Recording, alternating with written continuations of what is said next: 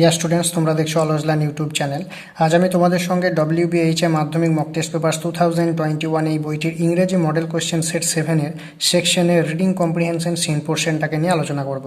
তাহলে চলো শুরু করা যাক। আমি আশা করি তোমরা দেখতে পাচ্ছ মডেল কোশ্চেন সেট 7 সেকশনের রিডিং কম্প্রিহেনশন সিন একের দাগ দিয়ে শুরু হচ্ছে। শুরু করার আগে আমরা ইনস্ট্রাকশনটা পড়ে নেবো। দেখো ইনস্ট্রাকশনে কি বলছে, read the following passage carefully and answer the questions that follow.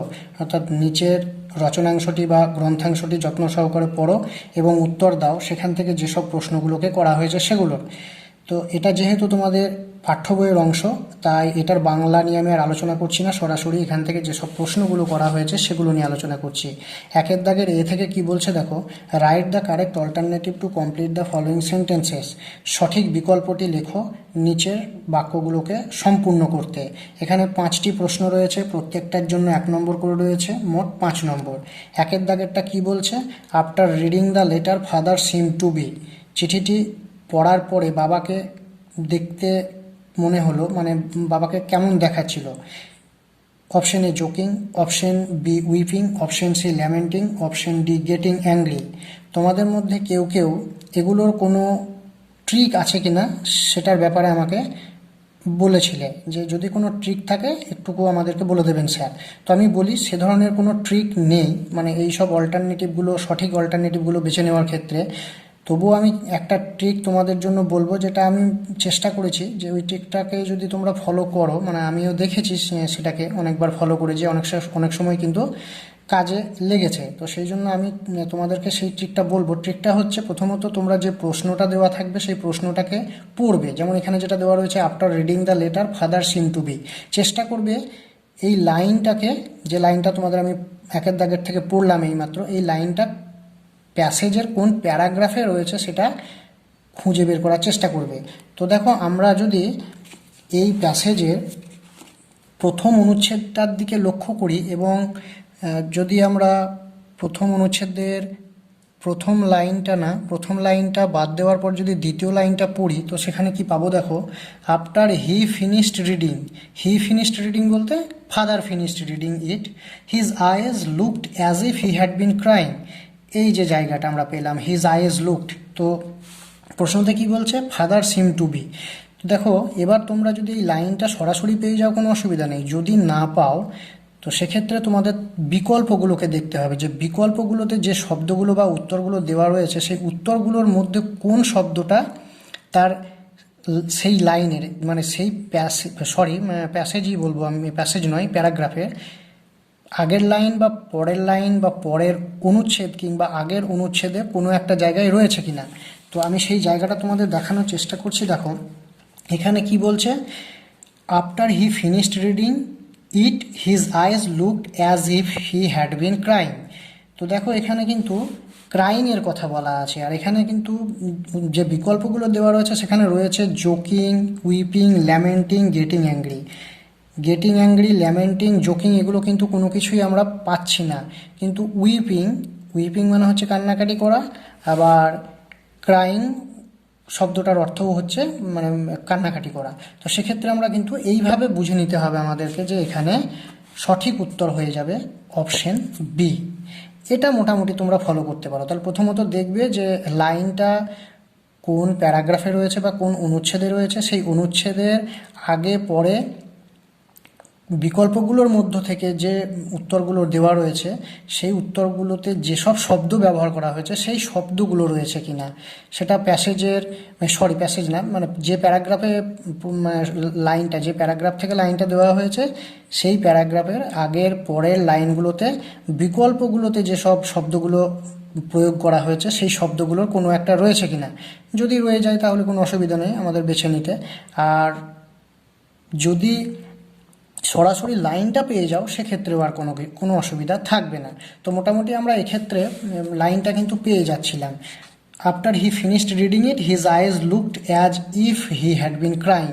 তো ক্রাইং, উইপিং মোটামুটি এগুলো আমরা জানি, এগুলো কমন ওয়ার্ড, এইভাবে কিন্তু করতে পারো। এটা মোটামুটি একটা ট্রিক, সবসময় যে কাজে আসবে তা নয়, মানে কাজে আসবে তখনই যদি তোমাদের একটুকু স্টক অফ ওয়ার্ডস বেশি থাকে, সেক্ষেত্রে তোমাদের এই ধরে নেওয়ার ক্ষমতাটা একটু থাকতে হবে। তারপরে দেখো 2 নম্বর প্রশ্ন কি বলছে, father told them a story of their. বাবা তাদেরকে একটা গল্প বলেছিল, বাবা তাদেরকে বলতে ফিলিপা এবং ক্লডকে গল্প বলেছিলেন। তো সেই গল্পটা কাদের সম্বন্ধে ছিল? Option A descendants, option B friends, option C forbearers, option D relatives. আমরা কিন্তু সবসময় রিলেটিভ এই শব্দটাকে অনেকবার আমাদের এই প্যাসেজে বা পুরো টপিকটাতে পড়েছি। সুতরাং আমাদের আর এখানে অপশন উত্তর খুঁজে নিতে কোনো অসুবিধাই হবে না। আমরা সরাসরি অপশন ডি কে সঠিক অল্টারনেটিভ হিসাবে বেছে নেব। তো তোমাদের যদি টেক্সটটা বা পাঠ্যটা খুব ভালোভাবে পড়া থাকে সেক্ষেত্রেও কিন্তু কোনো প্রশ্নের উত্তর খুঁজে নিতে অসুবিধা হবে না। তো এতগুলো ফ্যাক্টর কাজ করছে। এখান থেকে যদি আমরা দ্বিতীয় প্রশ্নটার যে লাইনটা দেওয়া রয়েছে, father told them a story of their, এই লাইনটা যদি আমরা একটু খুঁজে বের করার চেষ্টা করি কোন প্যারাগ্রাফে রয়েছে, দেখো এটা কিন্তু প্রথম প্যারাগ্রাফের একদম শেষ লাইনে রয়েছে, told us the whole story. আমি একটু আগে থেকে পড়ছি, দেন হি স্যাট ডাউন, হি বলতে father sat down beside us and told us the whole story. এর আগের লাইনে যদি দেখো সেখানে কিন্তু কোনো রকম উত্তর পাবে না। আগের একটা দুটো লাইন যদি তোমরা খুঁজতে থাকো কিছুই উত্তর পাবে না। কিন্তু তারপরে দেখো পরের লাইনেই কিন্তু দেওয়া আছে father had a brother and a sister. তাহলে বোঝাই যাচ্ছে ব্রাদার সিস্টার হচ্ছে বাবার রিলেটিভ। তো সুতরাং এখান থেকে কিন্তু আমাদের অপশন হয়ে যাবে, সঠিক বিকল্প হয়ে যাবে অপশন ডি। আশা করি বোঝাতে পারছি তোমাদের। এইভাবে কিন্তু তোমরা মোটামুটি এই ট্রিকটাকে কাজে লাগাতে পারো। 3 নম্বর প্রশ্ন, Dick and Mimi got the kite on the top of. Dick Mimi ঘুড়িটাকে কোথায় পেয়েছিল? দেখো অপশন এ রুফ ছাদে, অপশন বি টেম্পেলে, অপশন সি ট্রিতে, অপশন ডি হাউসে। আমরা যদি এই লাইনটা একটুকু খুঁজে নেওয়ার চেষ্টা করি, Dick and Mimi got the kite on the top of, তো সরাসরি যদি আমরা লাইনটা পেয়ে যাই ভালো, আর না হলে অপশানে যে সব শব্দগুলোকে ব্যবহার করা হয়েছে সেই শব্দগুলোর ভিত্তি ধরে আমাদেরকে কিন্তু উত্তরটা খুঁজে বের করতে হবে। এটাই নিয়ম, তাছাড়া আর কিছু করার নেই। দেখো আমরা যদি তৃতীয় প্যারাগ্রাফের তৃতীয় লাইনটার দিকে লক্ষ্য করি, তো সেখানে দেখতে পাবো one day when Dick and Mimi were out in the woods they discover the kite on the top of a tree. তো সরাসরি এখানে কিন্তু টপ অফ এ ট্রি বলাই রয়েছে, একদম সরাসরি বলা রয়েছে। তো সেক্ষেত্রে আর কোনো অসুবিধাই নেই। কিন্তু কখনো কখনো এমন কিছু শব্দ আছে যেগুলোর হয়তো দুটো তিনটে করে আরও আলাদা শব্দ রয়েছে, তো সেক্ষেত্রে বোঝার অসুবিধা হয়। যেমন ক্রাইং, উইপিং, একই অর্থযুক্ত আলাদা শব্দ। তো এক্ষেত্রে স্টক অফ ওয়ার্ডসটা থাকলে ভালো হয়। তো এখান থেকে আমাদের উত্তর কী হয়ে যাবে, কারেক্ট অল্টারনেটিভ কোনটা হয়ে যাবে? অপশন সিটা। আশা করি বোঝাতে পারছি। 4 নম্বর প্রশ্ন, after getting the letter father ব্রট his sister to his house. চিঠিটা পাওয়ার পর বাবা কি করলেন? তার বোনকে নিয়ে এলেন তার বাড়িতে। কখন? দেখো অপশন কি বলছে, the next day, after 2 days, C after 3 days, option D on that day. আমরা যদি একদম 4 নম্বর প্যারাগ্রাফটার দিকে লক্ষ্য রাখি, সেখানে দেখতে পাবো নেক্সট ডে একদম সরাসরি কিন্তু বলাই আছে, এবং আমরা অপশনেও কিন্তু নেক্সট ডে পেয়ে যাচ্ছি। সুতরাং আমাদের উত্তর হয়ে যাবে অপশন এ। এইভাবে কিন্তু আমাদেরকে ওই অল্টারনেটিভগুলোকে সঠিক অল্টারনেটিভগুলোকে বেছে নিতে হবে। 5 নম্বর প্রশ্ন, father of Claude and Philippa got reunited with his. Father of Claude and Philippa got reunited with his, কাদের সঙ্গে আবার পুনর্মিলন হয়েছিল? Option A uncle, option B aunt, option C both, option D none. আমরা কি দেখি এবার, আমরা এই যে লাইনটা আমরা একটু দেখি যে রিইউনাইটেডের যে ব্যাপারটা বলছে, তো কিভাবে আমরা পাবো। Father went and brought aunt Esther and Dick and Mimi and with him, they have been here ever since. Aunt Esther, তো আন্টের কথা কিন্তু আমরা পেয়ে যাচ্ছি বারবার, আঙ্কেলের কথা কিন্তু পাচ্ছি না। বা বোথ, এটাও আঙ্কেল এবং আন্ট দুটো কিন্তু আমরা কোথাও পাচ্ছি না। আবার নান অফ দেমও হবে না, কারণ একজনের কথা আমরা পাচ্ছি। সুতরাং এখানে কিন্তু অপশানে যে সব শব্দগুলো ব্যবহার করা হয়েছে সেই শব্দগুলোর একটা আমরা এই যে 4 নম্বর যে প্যারাগ্রাফটা রয়েছে অনুচ্ছেদ সেখানে পেয়ে যাচ্ছি। সুতরাং আমাদের কিন্তু এখান থেকে বুঝে নিতে হবে যে 5 নম্বর প্রশ্নের জন্য সঠিক অল্টারনেটিভ হবে অপশন বি। এইভাবে তোমরা করতে পারো মোটামুটি এই কৌশলটাকে ব্যবহার করে। যদি কোনো ক্ষেত্রে তোমাদের খুব অসুবিধা হয় বুঝতে, একদমই বুঝতে পারছো না, তাছাড়া তো তোমাদের টেক্সটটা ভালোভাবে বা পাঠ্যাংশটি ভালোভাবে পড়া আছে, এটা ধরেই নেওয়া যায়। সেরকম হলে কয়েকবার বাড়িতে ভালো করে পড়ে নেবে, রিভিশন দেবে টেক্সটটাকে।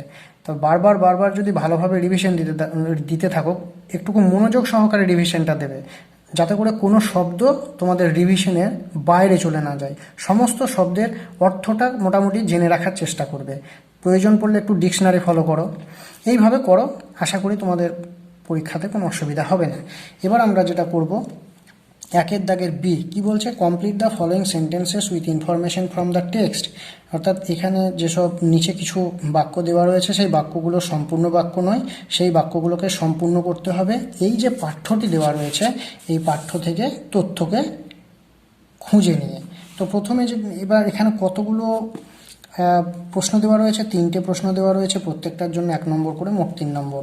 1 নম্বর প্রশ্ন কি বলছে, ফাদার ফেল্ট সরি বিকজ, এবার ড্যাশ দেওয়া আছে, এই ড্যাশে তোমাদেরকে কিন্তু ইনফরমেশন টেক্সট থেকে খুঁজে নিয়ে লিখতে হবে। 2 নম্বর প্রশ্ন কি বলছে, uncle of Claude and Philippa died after. 3 নম্বর প্রশ্ন, the letter with which the kite was patched was. আমি এগুলোকে কিন্তু খাতায় লিখে রেখেছি তোমাদেরকে ভালোভাবে বুঝিয়ে দেওয়ার জন্য। আমি তোমাদের এবার খাতাটা একটুকু দেখাবো, দেখতে থাকো তোমরা, সেক্ষেত্রে সুবিধা হবে তোমাদের। এই যে দেখো, প্রথমে আমি যেটা এখানে লিখেছি দেখো, father felt sorry because he found his brother had died and he couldn't find his sister when he went back home. তাহলে কেন দুঃখ অনুভব করেছিলেন, he found his brother had died, তিনি দেখলেন যে তার ভাই মারা গেছে, and he couldn't find his sister when he went back home, এবং যখন তিনি বাড়িতে ফিরলেন দেখলেন যে সেখানে তার বোন নেই। মানে অ্যাকচুয়ালি কী হয়েছিল, ন্যারেটারের বাবা তার বোন এবং ভাইয়ের সঙ্গে ঝগড়া করে বাড়ি থেকে চলে গেছিলেন, কিন্তু পরে যখন বাড়ি ফিরলেন তখন দেখলেন ভাই মারা গেছে, এই খবরটা পেলেন আর দেখলেন বোন সেখানে নেই। তো আশা করি বোঝাতে পারলাম, এইভাবে কিন্তু তোমরা উত্তরগুলো করতে পারো। এবার তোমরা তোমাদের নিজেদের মতো করেও লিখে নিতে পারো, তাতেও কোনো অসুবিধা নেই, শুধুমাত্র যে ইনফরমেশনটা তোমরা লিখছো সেটা যেন প্রাসঙ্গিক হয় সেই প্রশ্নের উত্তরের সপক্ষে। 2 নম্বর, uncle of Claude and Philippa died after their father had quarrelled with their uncle and left home. আমি এইভাবে লেখার চেষ্টা করেছি, uncle of Claude and Philippa, Claude এবং ফিলিপার কাকা, ডায়েড আফটার মানে কখন মারা গেলেন আর কি। কখন মারা গেলেন, যখন তার বাবা ঝগড়া করে বাড়ি থেকে বেরিয়ে গেলেন, তারপরে যখন তার বাবা ফিরে এলো, মানে ক্লড এবং ফিলিপার দেখলো তার ভাই মারা গেছে, তাহলে আমরা সেটাই লিখবো, after their father had quarrelled with their uncle and left home, মানে যখন তার বাবা তাদের কাকার সঙ্গে ঝগড়া করে বাড়ি থেকে বেরিয়ে গেলেন ঠিক তারপরে কিন্তু মারা গেছিলেন। আশা করি বোঝাতে পারলাম।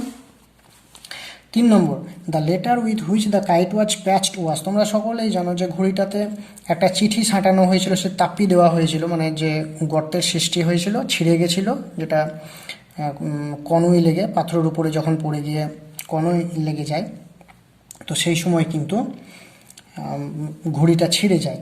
তো সেটা আমরা কিভাবে লিখবো, এইভাবে লিখবো, the letter with which the kite was patched was the very letter of Aunt Esther, mother of Dick and Mimi, had once written to her brother, father of Claude and Philippa. তবে সেই চিঠি, যে চিঠিটা aunt Esther, ডিক এবং মিমির মা, যিনি একবার তার ভাইকে লিখেছিলেন, তার ভাইকে, father of Claude and Philippa, Claude এবং ফিলিপার বাবা। আশা করি বোঝাতে পারলাম, এইভাবে করতে পারো। তাছাড়া তোমরা তোমাদের মতো করে নিতে পারো, তাতেও কিন্তু কোনো অসুবিধা নেই, শুধুমাত্র উত্তরটা ঠিক থাকলেই হলো। মানে এই যে ভেরি লেটারের কথাটা বলা হচ্ছে, এই অংশটুকু যেন ঠিকঠাক থাকে। তো তোমরা শুধু সরাসরি the letter with which the kite was patched was the very letter of Aunt Esther had once written to her brother, এটাও লিখতে পারো। আমি এগুলোকে একটু জুড়ে দিয়েছি, mother of Dick and Mimi, একটুকু এক্সট্রা ইনফরমেশন হিসাবে এখানে তুলে দিয়েছি। এটা 1 নম্বর যদি তোমাদের থাকে, 1 নম্বর যদি থাকে এই প্রশ্নটার ক্ষেত্রে, তোমরা শুধুমাত্র এইটুকু লিখে দিতে পারো, the very letter of Aunt Esther which she had once written to her brother, একটুকু চেঞ্জ হবে এখানে, এইভাবে করতে পারো। যদি 2 নম্বর দেয় তখন এইভাবে লিখতে পারো, তাহলে ফুল মার্কস পাওয়ার সম্ভাবনাটা অনেকটা বেড়ে যায়। এবার আমরা সি এর দাগের প্রশ্নগুলো একটুকু দেখে নেব। 1 দাগের সি থেকে কি বলছে, আনসার দ্য ফলোয়িং কোশ্চেন্স, অর্থাৎ নিচের প্রশ্নগুলোর উত্তর দাও। কি বলছে 1 নম্বর প্রশ্নটা, how does the run away kite help to reunite the family, মানে কিভাবে সেই উড়ে চলে যাওয়া, মানে পালিয়ে যাওয়া, উড়তে উড়তে যেটা চলে যায় যে ঘুড়িটা, সেই ঘুড়িটা কিভাবে সাহায্য করেছিল পুরো পরিবারটাকে আবার একত্রিত হতে, এই যে ব্যাপারটা। তো এখানে ডাজ আছে, দেখো প্রশ্নটা কিন্তু প্রেজেন্টে রয়েছে, মানে প্রেজেন্ট টেন্সে রয়েছে, সুতরাং উত্তরও তোমাদের প্রেজেন্ট টেন্সে লিখতে হবে। তাহলে আমরা দেখে নিই উত্তরটা ঠিক কেমন হবে। আমি যেভাবে লেখার চেষ্টা করেছি, দেখো, the run away kite was discovered on the top of a tree by Dick and Mimi. Runaway কাইটটা ডিক মিমি গাছের উপরে খুঁজে পেল। They carried it home when their mother saw it, she recognised it and wrote a letter to her brother. যখন তারা সেটা বাড়ি নিয়ে এলো তখন তাদের মা সেটাকে চিনতে পারলেন এবং তিনি কি করলেন, তার ভাইকে সেই চিঠিটা চিনতে পেরে তার ভাইকে একটা চিঠি লিখলেন। নেক্সট ডে, পরের দিন, হার ব্রাদার মানে আন্ট এস্থারের brother, uncle of Dick and Mimi, যিনি হলেন ডিক এবং মিমির মামা, went and brought her and her children with him, মানে আন্ট এস্থারকে এবং তার সন্তান সন্ততিদের নিয়ে এলেন তার সঙ্গে। Thus the runaway kite helps to reunite the family. এইভাবে কিন্তু সেই পালিয়ে যাওয়া ঘুড়িটি পুরো পরিবারটাকে একত্রিত করেছিল। আশা করি তোমাদের বোঝাতে পারলাম। এইভাবে কিন্তু তোমরা লিখতে পারো। এখানে দেখো আমি the runaway kite was discovered on the top of a tree, এটা ওয়াজ করেছি, এটাকে তোমরা ইজও করতে পারো। দ্য রানঅ্যাওয়ে কাইট কিন্তু হ্যাঁ এভাবেই করবে, এখানে ওয়াজ করবে না। তো যেহেতু আমি শুরু করেছিলাম পাস্ট টেন্সে লিখতে, সেই জন্য আমি পাস্ট টেন্সেই পুরোটা রেখে দিয়েছি। তোমরা শুধুমাত্র পাস্টের যে ভার্বগুলো ব্যবহার করা হয়েছে সেখানে প্রেজেন্টের ভার্বগুলোকে করে নেবে। আর যদি এটা ডিড দিয়ে দেওয়া থাকে, মানে এমনটা যদি হয়, how did the runaway kite help to reunite the family, সেক্ষেত্রে কিন্তু এই যে উত্তরটা আমি লিখেছি একদম উইথ হিম পর্যন্ত তোমরা লিখবে, তারপরে লিখবে দাস দ্য রানঅ্যাওয়ে কাইট, এখানে হেল্পড হয়ে যাবে, তাহলে help to reunite the family. আমি যেহেতু একদম লিখে ফেলেছি আর বারবার কাটিনি, কাটলে দেখতে খারাপ লাগবে, সেই জন্য এই অবস্থাতেই রেখে দিয়েছি। কিন্তু তোমরা টেন্স অনুযায়ী কিন্তু সাজিয়ে নেবে উত্তরটাকে। তোমাদের সুবিধার্থে আমি একবার বলেও দিচ্ছি কেমন হবে। The runaway kite is discovered on the top of a tree by Dick and Mimi, they carry it home when their mother sees it, she recognises it and writes a letter to her brother. এইভাবে হবে, মানে সমস্ত যে past ফর্মগুলো রয়েছে ভার্বের সেগুলোকে প্রেজেন্টে লিখবে, এবং যদি থার্ড পার্সন সিঙ্গুলার নাম্বার হয় সেক্ষেত্রে ভার্বের শেষে এস বাই এস যোগ করে এই উত্তরটাকে তোমরা একটু করে নেবে। এইটুকু তোমরা আশা করি করে নিতে পারবে। তারপর দেখো 2 নম্বর প্রশ্ন কি বলছে, what makes the narrator and Claude happy, মানে বক্তা এবং ক্লডকে কি খুব খুশি করেছিল বা আনন্দিত করেছিল। কি দেখো, এইভাবে আমি উত্তরটা লেখার চেষ্টা করেছি। When the narrator and Claude came to know his father has a sister and when their father brings Aunt Esther and her children with him to Big Half Moon, they become very happy because they get back relations now. আমি কিন্তু পুরো উত্তরটাকে present টেন্সে লিখেছি, তার কারণ হচ্ছে এখানে যে প্রশ্ন ছিল সেই প্রশ্নতে কিন্তু হোয়াট মেক্স বলা ছিল, তার জন্য আমি এটাকে প্রেজেন্টে লিখেছি। তার জন্য কিভাবে লিখেছি, when the narrator and Claude come to know, যখন জানো মানে ওরা জানলো, his father has a sister, যে তার বাবার একটা বোন আছে, and when their father brings Aunt Esther and her children with, এবং যখন তার বাবা আন্ট এস্থার এবং তার সন্তান সন্ততিদের তার সঙ্গে তাদের বিগ হাফ মুনে নিয়ে এলেন, দে বিকাম ভেরি হ্যাপি, তখন তারা খুব খুশি হলো বা তারা খুশি হয়, বিকজ কারণ দে গেট ব্যাক রিলেশনস নাও, তারা তাদের মানে যে আত্মীয় সে আত্মীয়কে ফিরে পায়, তার জন্য তারা খুশি হয়। তো আশা করি বোঝাতে পারলাম, এইভাবে কিন্তু তোমরা করতে পারো। এবার আমরা, এটা তো গেল প্রোজের সেকশনটা মানে প্রোজ পোর্শন, এবার একটা এই যে বই থেকে দেখায় সুবিধা হবে তোমাদের। এবার কিন্তু একটা পোয়েম রয়েছে, প্রোজের পোর্শনটা হয়ে গেল, এবার পোয়েম পোর্শনটা আমরা পড়ব। পোয়েমটা 2 দাগ থেকে শুরু হচ্ছে। কি বলছে, read the poem and answer the questions given below, নিচের কবিতাটিকে পড়ো এবং উত্তর দাও সেখান থেকে যেসব প্রশ্নগুলো করা হয়েছে সেগুলো। এই যে কবিতাটা দেওয়া রয়েছে এটা ফেভেল থেকে দেওয়া হয়েছে, আশা করি তোমাদের খুব ভালোভাবে পড়া আছে কবিতাটা, সুতরাং আমরা কিন্তু একদম সরাসরি প্রশ্নপত্র নিয়ে আলোচনা করব। এখানে দেখো যেটা বলছে, প্রথমে কি বলছে, 2 দাগ এড়িয়ে write the correct alternative to complete the following sentences, সঠিক বিকল্পটি লিখো নিচের যেসব বাক্যগুলো রয়েছে সেগুলোকে সম্পূর্ণ করতে। এখানে 4টি প্রশ্ন রয়েছে, প্রত্যেকটার জন্য 1 নম্বর করে, মোট 4 নম্বর রয়েছে। প্রথম প্রশ্নটা কি বলছে, 1 দাগে the mountain address the squirrel as, মানে পর্বত স্কুইরেলকে কি বলেছিল, অ্যাড্রেস, কল্ড, অ্যাড্রেস এই ধরনের থাকতেই পারে। তোমরা যদি বুঝতে না পারো সেক্ষেত্রে এই যে অপশানে যে শব্দগুলো দেওয়া রয়েছে সেই শব্দগুলো অনুযায়ী উত্তরটা দেবে। তো অপশন এতে স্প্রাই রয়েছে, অপশন বিতে লিটিল বান, অপশন বিতে লিটিল প্রিক, অপশন ডিতে প্রিটি থিং। কিন্তু এখানে যেহেতু অ্যাড্রেসড বলতে কল্ড মানে সম্বোধন করা, সুতরাং কী বলে সম্বোধন করেছিল আমরা সকলেই জানি, লিটিল প্রিক রূপে বলে, রূপে নয়, লিটিল পিগ এই বলে তাকে সম্বোধন করেছিল, সুতরাং অপশন সি হয়ে যাবে কারেক্ট আনসার। এখানে স্প্রাইও রয়েছে কিন্তু স্প্রাই হবে না, কারণ এখানে অ্যাড্রেসড বলা আছে। অ্যাড্রেসড বলা মানে হচ্ছে কাউকে সম্বোধন করা, কল্ড মানেও সম্বোধন করা। এগুলো তোমাদের মোটামুটি একটুকু জানবে, এগুলো তোমরা জানবে বা বুঝতেও পারবে, এতটাও তোমরা যে জানো না সেটা নয়। একদম যখন বুঝতে পারবে না সেক্ষেত্রে আমি যে ট্রিকটা তোমাদের সিন পোর্শনটাকে নিয়ে আলোচনা করার সময় বললাম সেটা অ্যাপ্লাই করবে। 2 প্রশ্নটা কি বলছে, the squirrel admits that the mountain is. Squirrel কাঠবিড়ালি কী স্বীকার করেছিল? Option A very wise, mountain মানে মাউন্টেনের ব্যাপারে কি স্বীকার করেছিল? Option A very wise, option B very pretty, option C very big, option D none of this.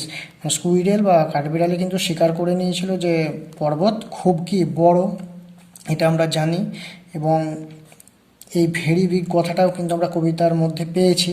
Wise, pretty এই শব্দগুলো আছে, কিন্তু একদম এখানে যেটা বলছে স্বীকার করে নেওয়ার যে ব্যাপারটা অ্যাডমিটস, সেটা কিন্তু এই ভেরি বিগটাকেই স্বীকার করে নিয়েছিল। তো এটা আমাদের হয়ে যাবে অপশন সি হয়ে যাবে কারেক্ট আনসার। 3 নম্বর প্রশ্ন, the squirrel himself claims that he is. Squirrel himself claims, নিজেকে কি বলেছিল? মানে স্কুইরেল তার নিজের ব্যাপারে, কাঠবিড়ালি তার নিজের ব্যাপারে কি দাবি করেছিল? Option A not large but wise, small and spry, option C small but wise, option D little and lazy. Large but wise তো নট লার্জ বাট ওয়াইজ এটা তো একদমই নয়, কিন্তু স্মল এবং স্প্রাই এটা কিন্তু আমরা পেয়েছিলাম। হ্যাঁ, এই যে আমি সেই জায়গাটা তোমাদের একটুকু দেখিয়ে দিই। I am not so large as you, you are not so small as I. তাহলে you are not so small as I মানে আমি যতটা ক্ষুদ্র তুমি ততটা নও, তাহলে ক্ষুদ্র স্বীকার করেছিল। আর তার সঙ্গে সঙ্গে কি, and not half so spry, এবং ততটা তৎপর নও বা স্পোর্টিভও নও। সুতরাং আমাদের উত্তর কিন্তু হয়ে যাবে অপশন বি। আশা করি তোমরা বুঝতে পারছো। এবার 4 নম্বর প্রশ্নটা কি বলছে দেখো, unlike the squirrel the mountain can, মানে কাঠবিড়ালির বিসদৃশ্য বৈশিষ্ট্য স্বরূপ, মানে যে বৈশিষ্ট্যটা কাঠবিড়ালির ক্ষেত্রে প্রযোজ্য হচ্ছে না, মানে কাঠবিড়ালির ক্ষেত্রে বিসদৃশ্য হচ্ছে যে বৈশিষ্ট্যটা, তো মাউন্টেনের ক্ষেত্রে সেই বৈশিষ্ট্যটা সদৃশ্য হচ্ছে। তাহলে অপশনগুলো আগে পড়ে নিতে হবে। অপশন এ কি বলছে, ক্র্যাক এ নাট, এটা স্কুইরেল বা কাঠবিড়ালি পারে। অপশন বি মেক এ ইয়ার, এটা তো কাঠবিড়ালি এবং মাউন্টেন দুটোই পারে, সেক্ষেত্রে এটা হচ্ছে না, কারণ সব কিছুই দরকার, ভালো মন্দ, তবেই একটা জিনিস তৈরি হয়। তাহলে এই অপশনটার কথা তো আসছেই না। Option C move and run fast, এটা কিন্তু কাঠবিড়ালি পারে। Option D carry forest on its back, squirrel বা কাঠবিড়ালি কি পারে না, তার পিঠে কিন্তু বনকে বইতে পারে না, বন গাছপালার যে বন সেটা বইতে পারে না, কিন্তু মাউন্টেন সেটা পারে। তো এইটাই হচ্ছে কাঠবিড়ালির ক্ষেত্রে বিসদৃশ্য বৈশিষ্ট্য, মানে যে বৈশিষ্ট্যটা স্কুইরেল বা কাঠবিড়ালির নেই, তো যার ক্ষেত্রে আনলাইকটা ব্যবহার করা হবে তার সেই জিনিসটা থাকবে না, এটা ধরে নিতে হবে। এইভাবে কিন্তু মানেটা করতে হবে, এই জায়গাটা একটুকু কষ্টকর বুঝে নেওয়াটা। তাহলে আনলাইক থাকলেই যার ক্ষেত্রে ব্যবহার করা হবে ধরে নিতে হবে তার ক্ষেত্রে বৈশিষ্ট্যটা বিসদৃশ্য, মানে সদৃশ্য নয়, সেটা নেই বা পারে না এরকম কিছু। তো এক্ষেত্রে মাউন্টেন ক্যান কি মানে করতে পারে, carry forest on its back. আশা করি বোঝাতে পারলাম।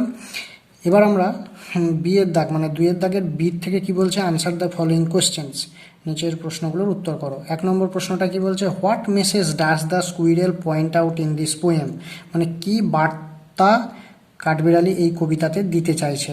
এখানে 2টো প্রশ্ন রয়েছে, প্রত্যেকটার জন্য 2 নম্বর করে, মোট 4 নম্বর রয়েছে। তো আমি যেভাবে লেখার চেষ্টা করেছি উত্তরটা দেখো, তোমাদের একটু দেখিয়ে নিই। এই যে একটুকু বুঝতে অসুবিধা হবে, কালিটা মানে অন্য রঙের কালি। The squirrel points out that no one is superior, and হবে এখানে একটা, অ্যান্ড আমি এখানে লিখে দিচ্ছি, and no one is inferior, মানে কাঠবিড়ালি কি বলতে চাইছে, যে কেউই সর্বোৎকৃষ্ট নয় বা কেউ নিকৃষ্ট নয়। Each and every one is equal before the almighty, প্রত্যেকটা জিনিসই কিন্তু হচ্ছে সমান ঈশ্বরের কাছে। বিফোর দ্য অলমাইটি বা গডও লিখতে পারো। যদি গড লিখো তাহলে আর অলমাইটি লেখার দরকার নেই, আর যদি তোমরা অলমাইটি লিখো তাহলে গড লেখার দরকার নেই। তো যখন অলমাইটি লিখবে এটা বড় হাতের দেবে, তার আগে কিন্তু একটা দা ইউজ করবে, ব্যবহার করবে। তাহলে কি, each and every one is equal, প্রত্যেকেই সমান বিফোর দ্য অলমাইটি মানে ঈশ্বরের সামনে বা সর্বশক্তিমানের কাছে। He has created the mighty but stationary, তিনি কি তৈরি করেছেন, বিশাল পর্বতের মতো বিশাল একটা বস্তুকে তৈরি করেছেন, কিন্তু সেটা স্টেশনারি মানে হচ্ছে নিশ্চল, একটা জায়গাতে স্থির। লাইক দ্য মাউন্টেনের মতো তিনি নিশ্চল এবং বিশাল বস্তুও তৈরি করেছেন। And at the same time, ঠিক একই সময়ে, হি has created the small but moving like the squirrel, তিনি ক্ষুদ্র আবার দ্রুত, স্পোর্টিভ, প্রাণবন্ত এমন জিনিসও সৃষ্টি করেছেন। স্কুইরেল যেমন সেরকম, মানে স্কুইরেলের মতো প্রাণবন্ত এবং ক্ষুদ্র জিনিসও সৃষ্টি করেছেন। মানে ঈশ্বর কিন্তু ছোট বড় ভালো মন্দ সব কিছু সৃষ্টি করেছেন। এই মেসেজটা কিন্তু স্কুইরেল ফেবেল কবিতার মধ্য দিয়ে তুলে ধরতে চেয়েছে। কাঠবিড়ালি is a kind of character, মানে এটা একটা চরিত্র। এখানে কাঠবিড়ালির মধ্য দিয়ে কিন্তু চরিত্রটাকে প্রকাশ করা হচ্ছে। এইভাবে কিন্তু তোমাদের এই উত্তরটা করতে হবে। এখান থেকে তোমরা ইনফরমেশন নিয়ে নিজের মতো করেও লিখে রাখতে পারো। 2 নম্বরের জন্য যথেষ্ট ভালো উত্তর, তোমরা ছোট করে নিতে পারো। চেষ্টা করবে সমস্ত পয়েন্টসগুলোকে রাখার। এবার 2 নম্বর প্রশ্নটা কি বলছে?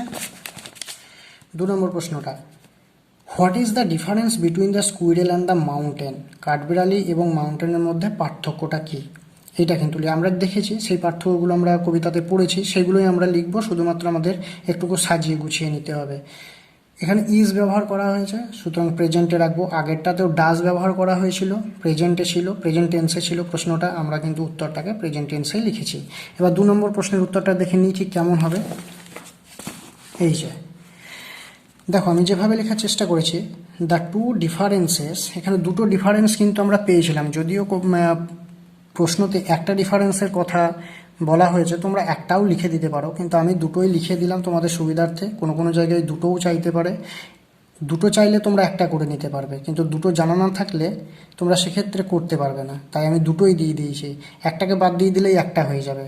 কিন্তু একটা যদি আমি করিয়ে দিতাম, আর একটা তোমাদের একটু হয়তো অসুবিধা হতো, পেয়ে যেতে বা নিজেরা লিখে নিতে পারতে, কিন্তু সেক্ষেত্রে একটু তোমাদের কষ্ট হতো, মানে সেটা কালেক্ট করতে হতো, সংগ্রহ করতে হতো। যাই হোক, কি বলছি দেখো, এইভাবে লিখেছি আমি, the 2 differences between the mountain and the squirrel আর, দুটো পার্থক্য পর্বত এবং কাঠবিড়ালির মধ্যে হলো।